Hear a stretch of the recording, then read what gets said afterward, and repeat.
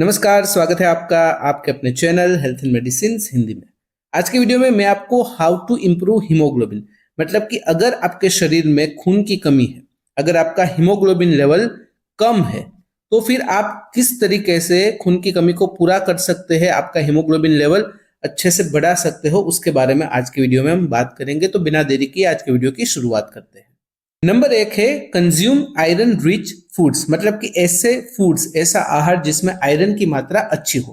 देखिए, iron haemoglobin production के लिए बहुत ही जरूरी होता है। अगर आपके शरीर में आयरन की मात्रा कम है, लो आयरन लेवल है, तो फिर आपको एनीमिया हो सकता है। अगर आप आयरन रिच फूड्स खाते हो, उसका सेवन करते हो, तो ऐसे में आपका हीमोग्लोबिन लेवल बढ़ने में मदद हो सकती है। अगर बात करें सोर्स ऑफ आयरन, मतलब कि आपको आयरन कहाँ से मिलेगा, तो उसमें एक होता है एनिमल प्रोडक्ट्स, जो एनिमल बेस्ड होती है, जिसमें red meat, chicken, liver, Turkey, fish में टूना और सैल्मन, और आप अंडों का सेवन कर सकते हो। अगर आप वेजिटेरियन हो तो आपके लिए प्लांट बेस्ड सोर्सेज भी है, जैसे कि बीन्स, लेंटिल्स, चिकपीस, जिसे कॉमनली कहते हैं लेगुम्स, टोफू, स्पिनेच, केल, ब्रोकोली, क्यूना, पंपकिन सीड और कुछ फोर्टिफाइड सीरियल्स जिसके अंदर आयरन हो। नंबर 2 है consume vitamin C rich foods, मतलब कि ऐसा आहार जिसमें विटामिन सी भरपूर मात्रा में हो। देखिए, विटामिन सी का महत्व क्या है, क्योंकि जब भी आप कोई खाना खाते हो, चाहे वो प्लांट बेस्ड हो चाहे एनिमल बेस्ड हो, अगर आप वेजिटेरियन हो, आप प्लांट बेस्ड आयरन लेते हो, ऐसा खाना खाते हो जिसमें आयरन है, तो उसे हम कहेंगे नॉन हीम आयरन, मतलब कि उसका एब्जॉर्प्शन थोड़ा कठिन होता है। अगर आपके शरीर में विटामिन सी की पर्याप्त मात्रा है, या फिर आप आयरन बेस्ड जो भी खाना है उसके साथ अगर आप विटामिन सी लेते हो, तो ऐसे में जो आयरन का एब्जॉर्प्शन है वो अच्छे से होगा। मतलब कि क्या करना है आपको, आयरन रिच फूड्स को आपको ऐसे फूड्स जिसमें विटामिन सी हो उसके साथ आपको कंबाइन करना है, ताकि एब्जॉर्प्शन इंक्रीज हो पाए, एनहांस हो पाए। अगर बात करें सोर्सेज ऑफ विटामिन सी, तो उसमें oranges, lemon, strawberries, kiwi, bell pepper, tomatoes, spinach इत्यादि का समावेश होता है। अगर एग्जाम्पल की बात करें, मतलब कि जो हमने कॉम्बिनेशन की बात की थी कि आयरन रिच फूड के साथ ऐसे फूड जिसमें विटामिन सी हो आप खा सकते हो, तो उसमें क्या होता है कि सलाद के अंदर जब भी आप पालक खाते हो तो उसके साथ आप लेमन जूस लेते हो, तो आयरन का एब्जॉर्प्शन अच्छे से होगा। या फिर आयरन रिच कोई भी आहार के साथ, कोई भी मील के साथ आप ऑरेंज जूस ले सकते हो, जिससे क्या होगा, आयरन का एब्जॉर्प्शन आपके शरीर में अच्छा होगा। नंबर 3 है eat foods rich in folic acid, मतलब कि ऐसे आहार जिसमें फोलिक एसिड यानी कि फोलेट हो।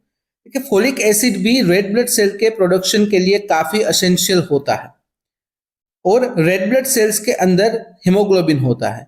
अगर फोलेट की डिफिशियंसी है तो फिर लो हीमोग्लोबिन लेवल की तरफ आपको ले जा सकती है, तो इस बात का आपको ध्यान रखना है। अगर सोर्सेस ऑफ फोलिक एसिड की बात करें, तो उसमें ग्रीन लीफी वेजिटेबल्स जैसे कि स्पिनच, केल, लेग्यूम्स जैसे कि बीन्स, पीज, बनानास, एग्स और फोर्टिफाइड सीरियल्स जिसके अंदर फोलिक एसिड फोर्टिफाइड हो, इस प्रकार के आप सीरियल्स खा सकते हो। नंबर 4 है इंक्रीज विटामिन B12 इंटेक। देखिए, विटामिन B12 क्या मदद करता है, रेड ब्लड सेल्स के प्रोडक्शन में विटामिन बी का काफी महत्वपूर्ण रोल होता है। अगर विटामिन बी की कमी है तो फिर एनीमिया होने की संभावना रहती है।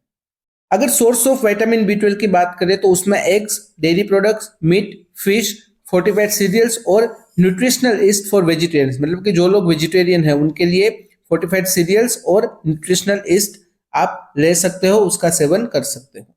नंबर 5 है बूस्ट योर कॉपर इंटेक, मतलब कि ऐसा आहार जिसमें कॉपर की मात्रा हो आपको खाना चाहिए।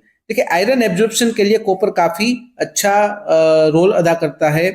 अगर आपके शरीर में सफिशिएंट मात्रा नहीं है कॉपर की, तो फिर आयरन का जो यूटिलाइजेशन है, जो एब्जॉर्प्शन है, उसमें आपको तकलीफ होगी। अगर सोर्सेस की बात करें तो शेलफिश, फिर कुछ सीड्स, खास करके सनफ्लावर सीड्स, और कुछ नट्स जैसे कि आलमंड और कैश्यूज का समावेश होता है। नेक्स्ट है स्टे हाइड्रेटेड, मतलब कि आपको दिन भर में पर्याप्त मात्रा में पानी पीना है। देखिए, जब भी डिहाइड्रेशन होता है तो हीमोग्लोबिन का कॉन्सेंट्रेशन रिड्यूस होता है, डिक्रीज होता है। अगर आप प्लेंटी ऑफ वाटर यानी कि पर्याप्त मात्रा में पानी पीते हो पूरे दिन भर में, तो ब्लड वॉल्यूम जो है वो मेंटेन रह पाएगा, जिससे हीमोग्लोबिन का लेवल भी मेंटेन रह पाएगा, तो इस बात का आपको ध्यान रखना है। नेक्स्ट है एक्सरसाइज रेगुलरली, यानी कि आपको हर रोज नियमित रूप से एक्सरसाइज करनी है, खास करके एंड्योरेंस एक्सरसाइज जैसे कि रनिंग और स्विमिंग। अगर आप एंड्योरेंस एक्सरसाइज करते हो तो ऐसे में क्या होगा, आपकी बॉडी को ज्यादा ऑक्सीजन चाहिए होगा, ऑक्सीजन की डिमांड बढ़ेगी। उस डिमांड को पूरी करने के लिए आपकी बॉडी ज्यादा मात्रा में रेड ब्लड सेल्स का प्रोडक्शन होगा, स्टिमुलेट होगा, इंक्रीज होगा, जिसकी वजह से हीमोग्लोबिन लेवल भी इंक्रीज होगा। तो आपको नियमित रूप से एक्सरसाइज करना काफी जरूरी होता है। नेक्स्ट है अवॉइड आयरन ब्लॉकर्स, मतलब कि ऐसे कुछ फूड्स होते हैं उसमें आयरन, ऐसे कुछ सब्सटेंस होते हैं जो आयरन के एब्जॉर्प्शन को इनहिबिट करते हैं। तो आपको ट्राई करना है कि इस प्रकार के जो भी फूड्स होते हैं वो कम से कम ले, उसको मिनिमाइज करें, या हो सके तो उसे पूरी तरह से अवॉइड करें। अगर कुछ आयरन ब्लॉकर्स की बात करें तो उसमें एक है टी, कॉफी और वाइन। देखिए यह तीनों चीज के अंदर टेनिन होता है। टेनिन क्या करता है, आयरन के साथ बाइंड हो जाता है और उसे बॉडी से बाहर कर देता है। नंबर 2 है सोया प्रोटीन, यानी कि सोयाबीन। देखिए सोयाबीन आपको अवॉइड करना है हो सके तो, क्योंकि अगर आप सोयाबीन खाते हो तो क्या होता है कि जो प्लांट सोर्स में से आपको आयरन मिलता है उसका एब्जॉर्प्शन कम हो जाएगा, तो आपकी बॉडी को जो भी नीड है आयरन की वो पूरी नहीं हो पाएगी। नंबर 3 है होल ग्रेन्स, यानी कि साबुत अनाज। देखिए वैसे तो साबुत अनाज हमारे शरीर के लिए अच्छा होता है, लेकिन अगर आपके शरीर में हीमोग्लोबिन की कमी है, ऐसे में सबसे पहले तो आपको अपने डॉक्टर से बात करनी है कि आप साबुत अनाज खाए कि नहीं खाए। आपने आपके डाइटिशियन से बात करनी है कि आप साबुत अनाज खाए कि ना खाए, क्योंकि उसमें क्या होता है, साबुत अनाज में फाइटेट्स और फाइबर्स होते हैं जो आयरन के एब्जॉर्प्शन को रिड्यूस कर सकते हैं। तो ऐसे में अगर हीमोग्लोबिन लेवल कम है, आप आयरन रिच फूड्स खाते हो, साथ अगर आप होल ग्रेन्स खाते हो, तो ऐसा ना हो कि आप जो भी आयरन रिच फूड खाते हो उसमें से जो आयरन मिल रहा है वो आपको एब्जॉर्ब ना हो आपके शरीर में, तो क्या होगा कि आयरन की कमी ही रह जाएगी। तो ऐसे में आपको अपने डॉक्टर या फिर डाइटिशियन से बात करके फैसला लेना है। नंबर 4 है जिसे अवॉइड करना है, वो है कैल्शियम रिच फूड्स।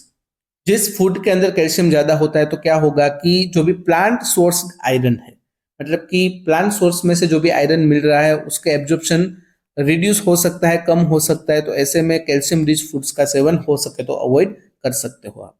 नंबर 5 है चॉकलेट, जिसे आप अवॉइड कर सकते हो। देखिए वैसे तो चॉकलेट में कॉपर होता है और कॉपर भी जरूरी होता है आयरन के एब्जॉर्प्शन के लिए, लेकिन चॉकलेट का जो मेन कंटेंट होता है कोको, उसमें पॉलीफिनोल्स होते हैं और टेनिन्स होते हैं। जैसे चाय, कॉफी और वाइन में हमने बात की थी, टेनिन्स होते हैं जो आयरन के साथ बाइंड हो जाते हैं और उसे फ्लश्ड आउट कर सकते हैं। ऐसे में क्या होगा, कोको में पॉलीफिनोल्स और टेनिन्स होगा जो इनहिबिट करेगा आयरन एब्जॉर्प्शन को, आयरन एब्जॉर्प्शन कम करता है। तो ऐसे में भी आपको खास ध्यान रखना है, डॉक्टर या फिर अपने डाइटिशियन से बात करके ही फैसला लेना है। नेक्स्ट है क्योर अंडरलाइंग मेडिकल कंडीशन, मतलब कि अगर आपके शरीर में पहले से ही कोई ऐसी अंडरलाइंग मेडिकल कंडीशन है, ऐसा रोग है जो हीमोग्लोबिन लेवल को लो करता है, ऐसे में आपको ध्यान रखना है और उसकी ट्रीटमेंट, उसका क्योर करना काफी जरूरी होता है। ऐसे कुछ रोग जैसे कि chronic kidney disease, inflammatory bowel disease जैसे कि Crohn's disease, heavy menstrual bleeding in women, gastrointestinal conditions जैसे कि अल्सर। इसमें क्या होगा कि एक्सटर्नली या फिर इंटरनली आपका ब्लड लॉस होने लगता है। तो ऐसे में क्या होगा कि आरबीसी कम हो गए, आरबीसी कम हो गए तो हीमोग्लोबिन लेवल कम होगा। तो इस बात का ध्यान रखना है, डॉक्टर से बात करके उसे ट्रीट करवाना काफी जरूरी होता है। नेक्स्ट है take iron supplements if necessary, यानी कि अगर जरूरत है तो। ये जरूरत है कि नहीं, यह चीज अपने आप से आपको डिसाइड नहीं करनी है, डॉक्टर आपको बोलेंगे। अगर सीवियर एनीमिया है तो सिर्फ और सिर्फ डाइटरी चेंज काम नहीं करेगा। अगर डॉक्टर से आप बात करते हो, सीवियर एनीमिया है, तो ऐसी कंडीशन में डॉक्टर आपको कुछ आयरन सप्लीमेंट प्रिस्क्राइब करके देंगे जो ऑफन पिल्स और सिरप, यानी कि ज्यादातर केसेस में टेबलेट और सिरप के रूप में होते हैं, तो उसका सेवन आप कर सकते हो, लेकिन डॉक्टर से बात करके। बिना डॉक्टर की सलाह, बिना मेडिकल एडवाइस आपको कभी भी आयरन सप्लीमेंट्स का सेवन नहीं करना है, क्योंकि अगर आपके शरीर में हद से ज्यादा आयरन बढ़ जाता है तो भी प्रॉब्लम हो सकती है।